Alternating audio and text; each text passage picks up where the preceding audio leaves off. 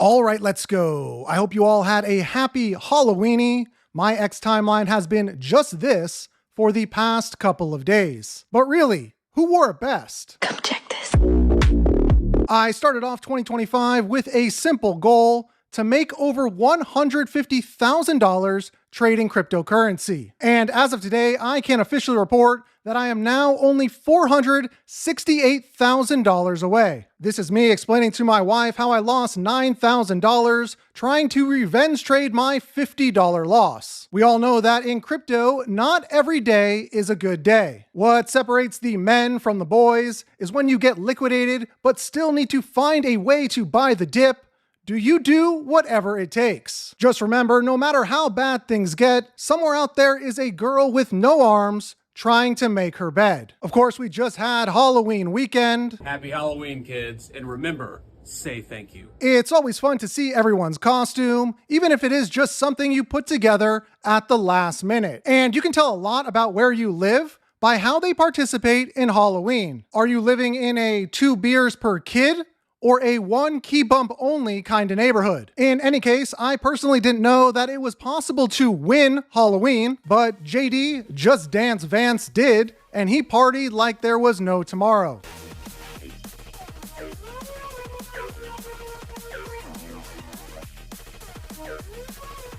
So you know, on this channel, you can count on me to answer all your pressing questions, like what happens when you buy the wrong kind of love sack? Why does grandma get so excited when bingo night gets canceled? Is Texas officially the best state in the entire country? Did Michelle Obama surprise anyone with her Halloween costume? What's my reaction when my wife comes home and asks if I've had more than 2 beers? Why does this person think she will starve without EBT? Is there really an advantage to dating an older woman? What does it look like when you watch all the people who made fun of your assassination lose their food stamps? And maybe most importantly of all, why do you cross your legs like a castrato, Governor?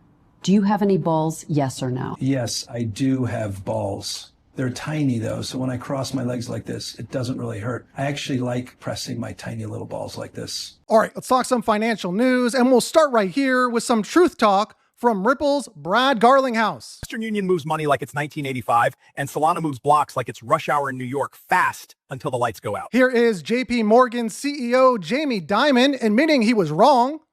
Crypto is real. If you mean blockchain, stable coins, you have a JP Morgan deposit coin, you can move stuff, smart contracts are real, all that stuff is real. It will be used by all of us to facilitate better transactions and customer service. According to Watcher Guru, less than 7% of the global population is invested in crypto, meaning that 93% of humans choose to live a peaceful life. Here's Brad with some insight on where the industry is heading in the near term. You're demonstrating that we don't have a global consensus about crypto.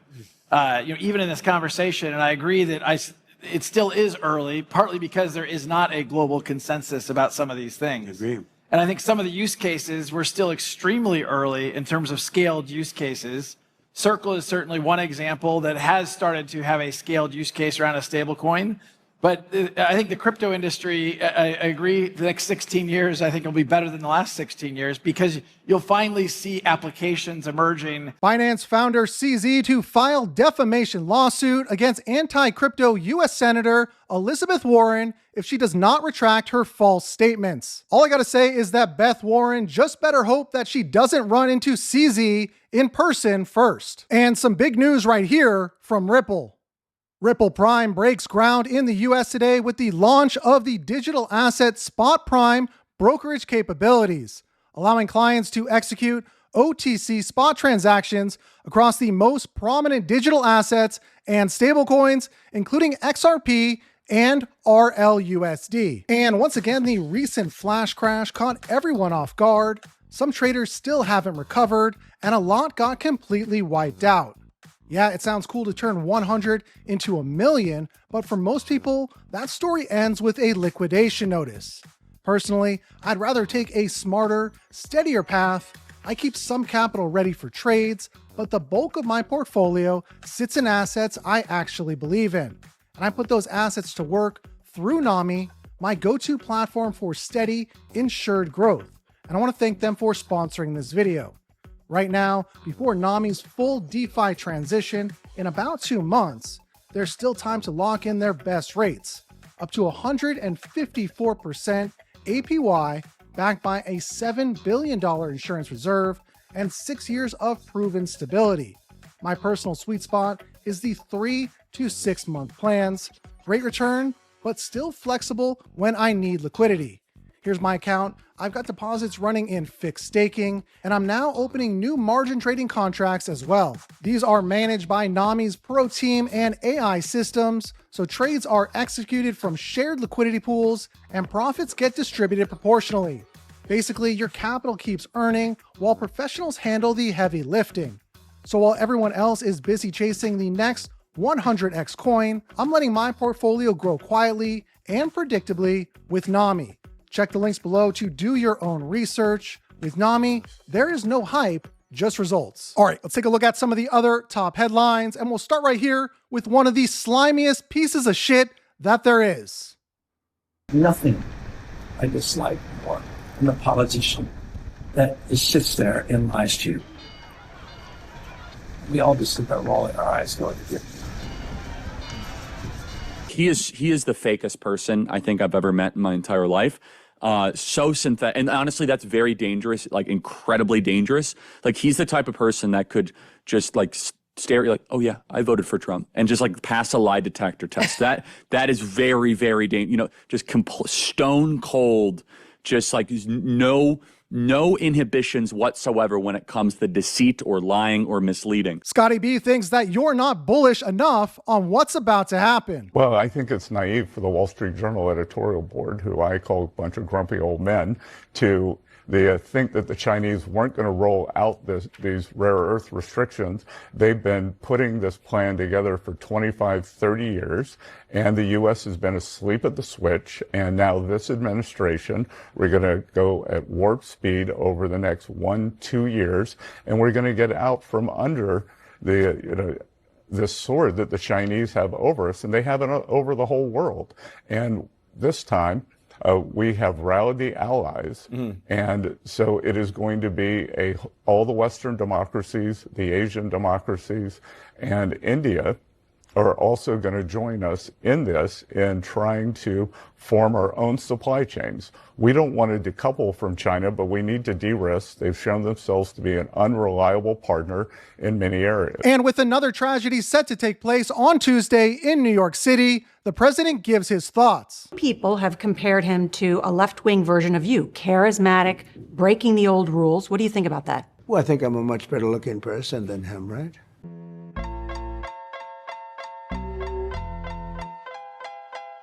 Even TV in Israel is mocking us. Hey, to all my Jewish New Yorkers, tonight we celebrate Rosh Hashanah with a festive family dinner and dance joyfully to the beloved song, Jihada, Nagil Jihad. We know that Mamdani does want to tax the rich more, bring it up about 2%. He can't do that on his own. You've previously said that you wouldn't be raising taxes. Have you reconsidered that stance? No, I would say one energetic rally does not get me to change my positions, I assure you. And New York is not the only city having elections. Omar Fateh is attempting to turn Minneapolis into Somalia. Assalamu alaikum. Somalia. Somalia. Hiran State. During times like this, I think the only thing we can do is turn to the incomparable John Kennedy for some words of wisdom. Even duct tape can't fix stupid. She's not as bad as some members of the liberal media, but that's faint praise. It's like being the smartest person on The View. I'm going to give Ms. Wallace the benefit of the doubt and assume that she said what she said right after her morning beer. I voted 13 times to open government back up. The Democrats have voted 13 times to keep it shut down. They don't want to pay food stamps. They don't want to pay the military. They want to use this as leverage to gain more money to spend. The American people, in the American people's opinion, Senator Schumer he's a wet match in a dark cave. He polls right up there with clubbing baby seals.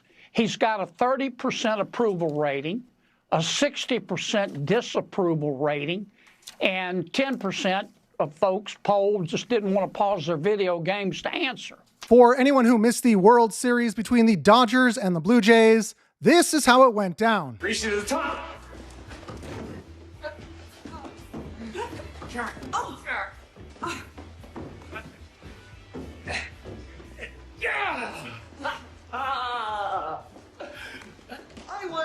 The Dodgers are considering building a statue to celebrate their second World Series in a row. And all I gotta say is that this better be the pose right here. Federal Reserve to end quantitative tightening on December 1st. However, Fed Chair Jerome Powell says a December interest rate cut is far from certain. There were strongly differing views about how to proceed in December. A further reduction in the policy rate at the December meeting is not a foregone conclusion. Far from it. Are you fucking kidding me? This guy wants to create a ballroom for his rich friends while completely turning a blind eye to the fact that babies are going to starve when the SNAP benefits end in just hours from now? Come on. So what? I'm not going to be distracted by, oh, does the guy have a big fucking hammer? What about those babies? I'm deeply distressing to know that 42 million Americans are going to lose their SNAP benefits. And now that's one of the big reasons why I refuse to shutting our government down. And again, I feel like the Democrats really need to own the shutdown. They're going to prioritize funding feminism in Africa over the food stamps of their own people. They're not that stupid, but apparently Hakeem Jeffries is, and that's a real problem for all of us here. So I guess I would close it by saying this.